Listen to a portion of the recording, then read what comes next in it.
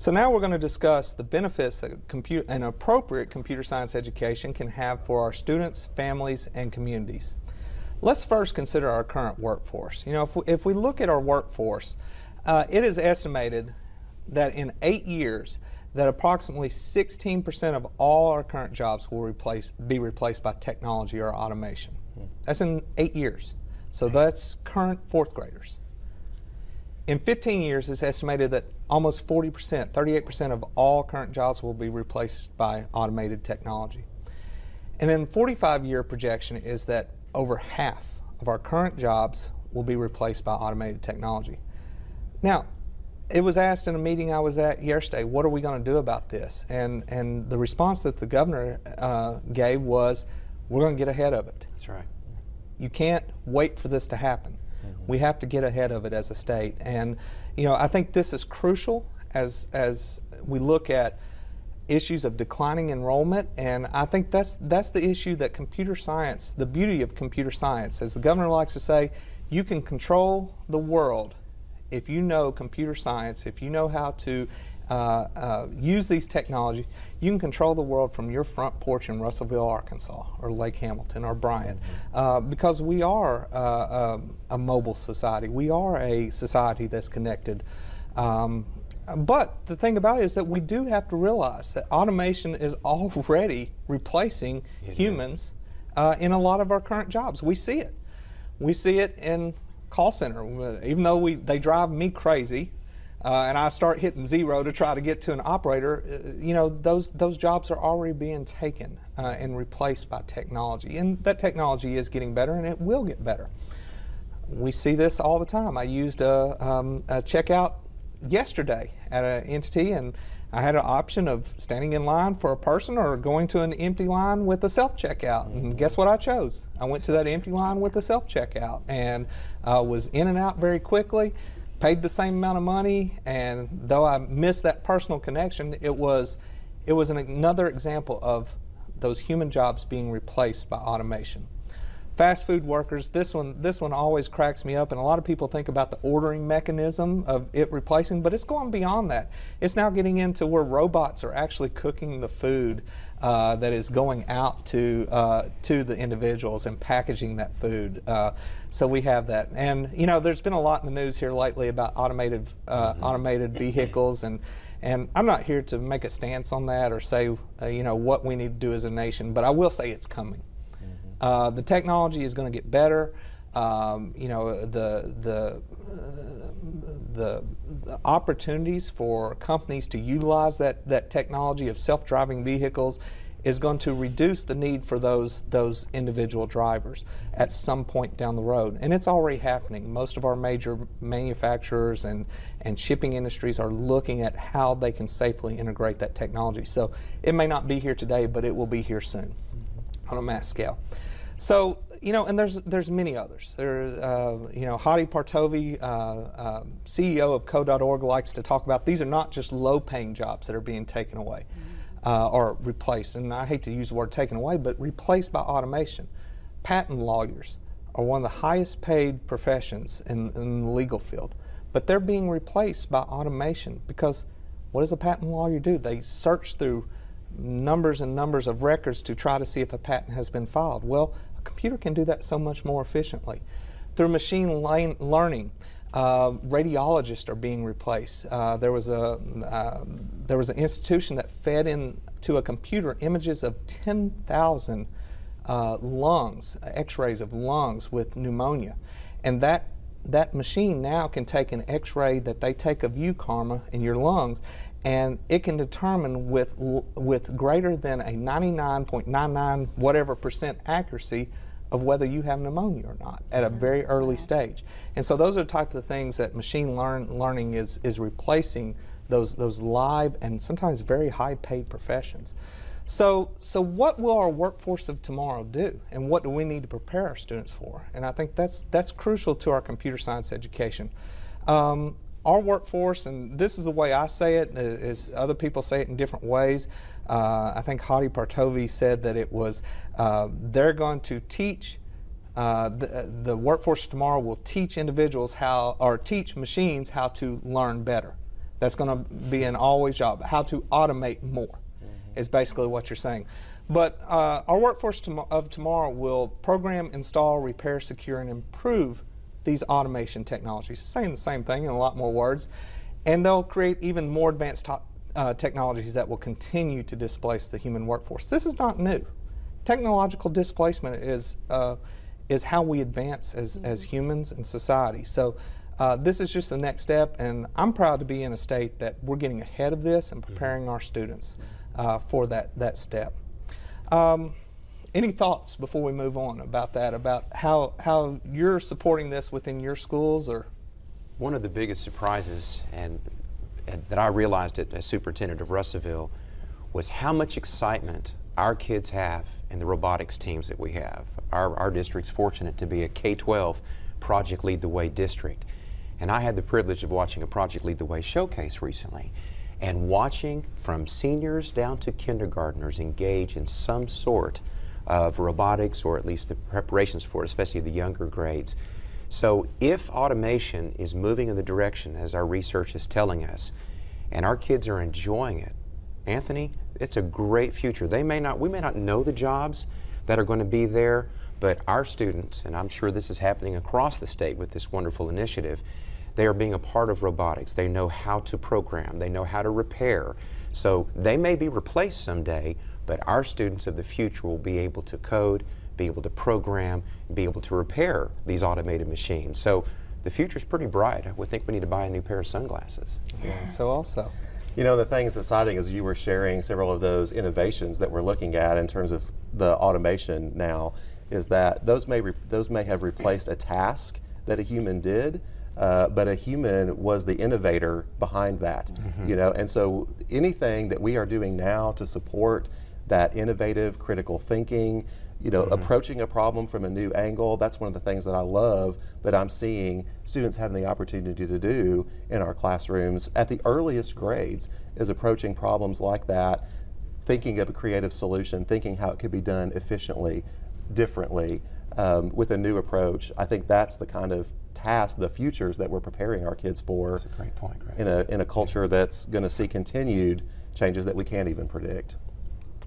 In my classroom, when we're talking about robotics and mechanization, I tell my kids, you know, you may not get that job that mechanized thing has taken over, but you can be the person that taught it what to do and how to do it. That's a great point. And how to do it better. And how to do it better, yes. So Karma, you know, I think this next session is, or portion of this session is really, this was the reason I was so glad that you were able to join us, and it's really talking about that promotion of computer science.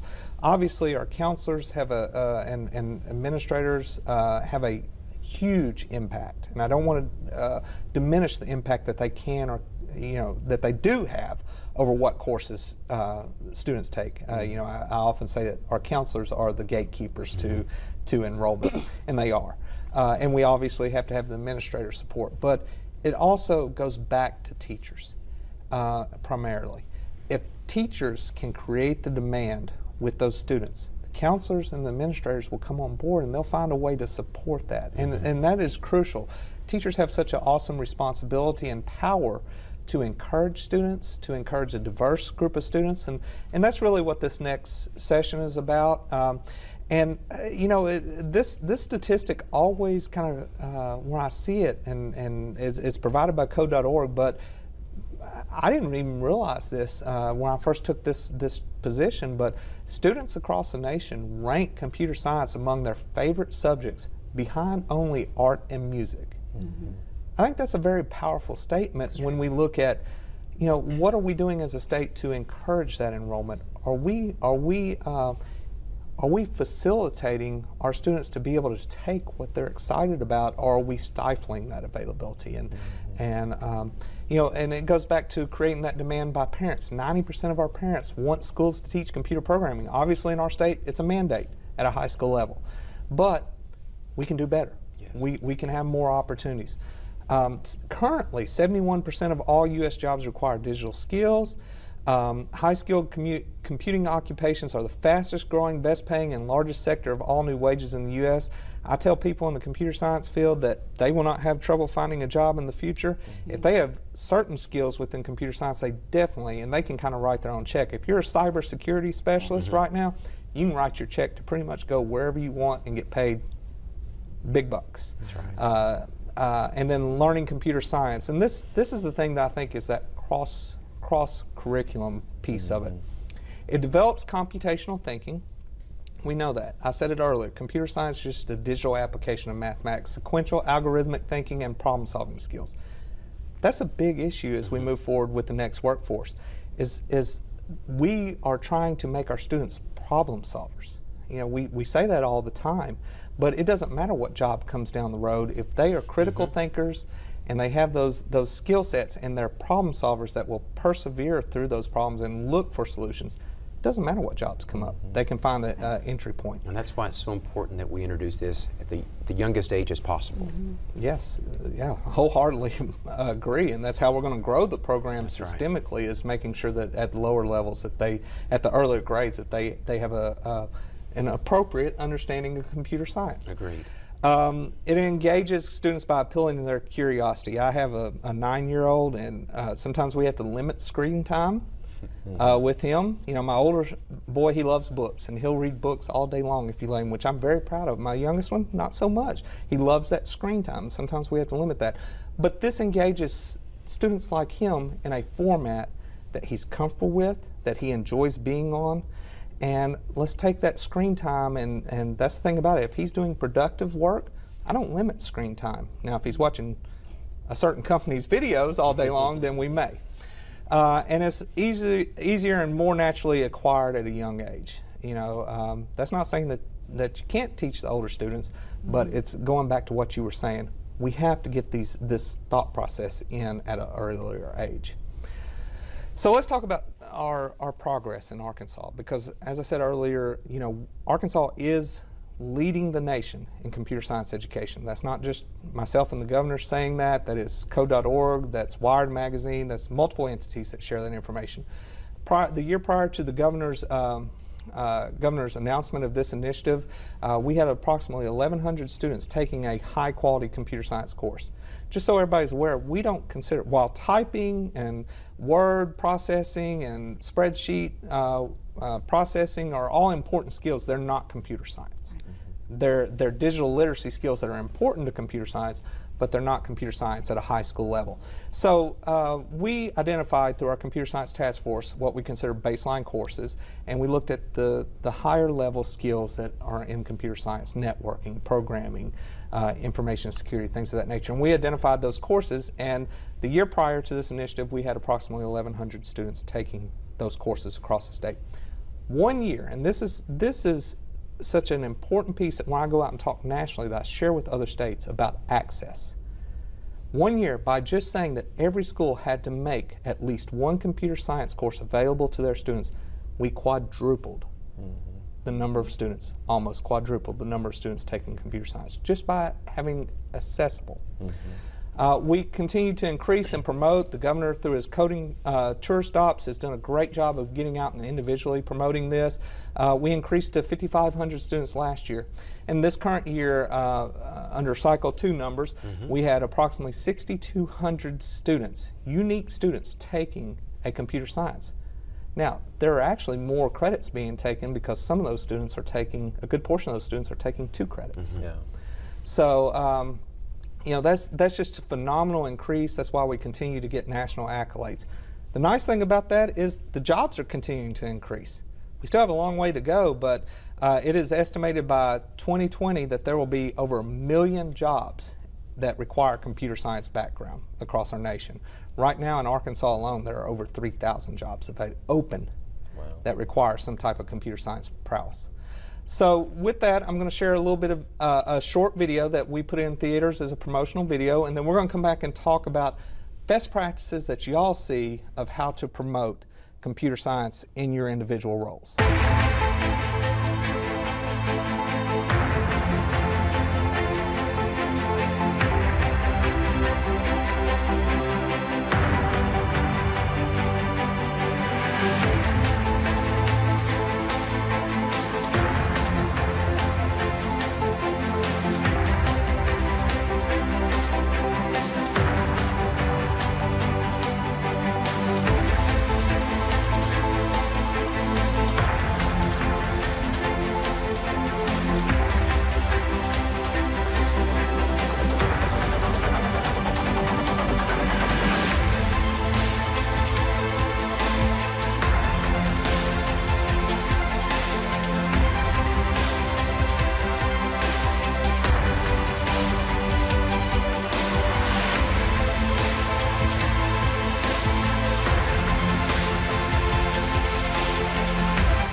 That video was actually a shorter version of the video that the governor shows at the coding tour stops that he goes to. And the great thing about that video, which it doesn't show on the shorter version, but every individual, every company in that video, they're Arkansas based.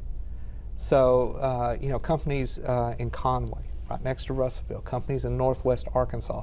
There are opportunities here in our state for our students. And I just want to kick it to y'all for a little bit to talk about what suggestions you have for promoting in your local schools. Obviously, ADE is doing what we can do a better job, but it ultimately comes to how we can better support you, because your parents and communities trust you more and listen to you, and y'all have more of a connection to them than we do at the department. So I'm just going to kind of turn this over to y'all for your best practices. One of the things that I try to engage in my community is being visible in the civic organizations and chamber, our chamber organization. And in Russellville, I'm sure like all of our communities, we're always talking about economic growth and job opportunities and not creating an opportunity for kids to leave, but we want kids to maybe leave temporarily and still come back to high-paying jobs in our own communities. So that's a conversation that I enjoy engaging in with our civic organization and chamber. And I think the thing that will continue to promote computer science education is we've got to tell our story. We've got to be able to tell our story at each of our school districts, and we've got to ask those questions. I now, with that, is at 867, that allows that we don't have to have 6 hours of seat time in our own buildings. Students now have internship opportunities, Anthony, so they can build those relationships with our local industry.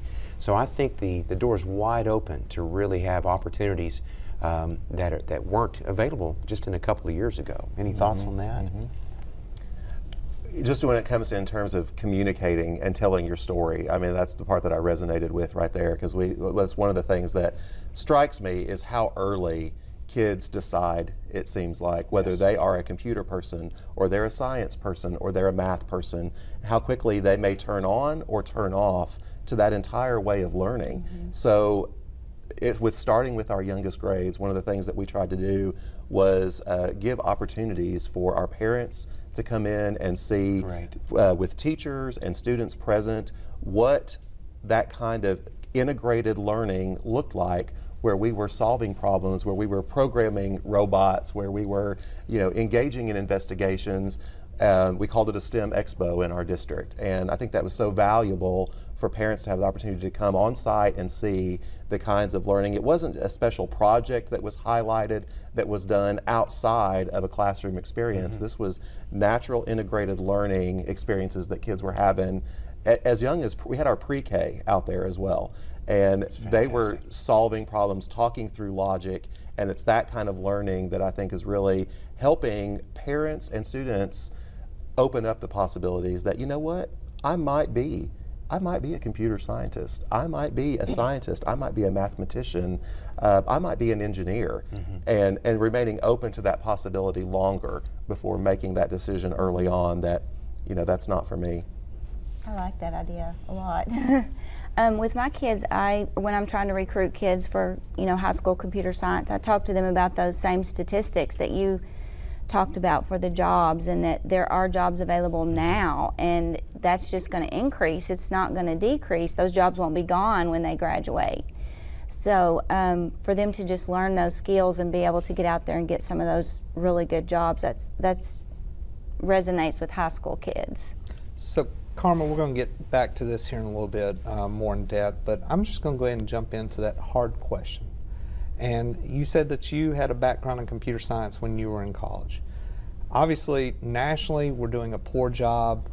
In state, we're doing a little bit better nationally in attracting females to the classes, the industry.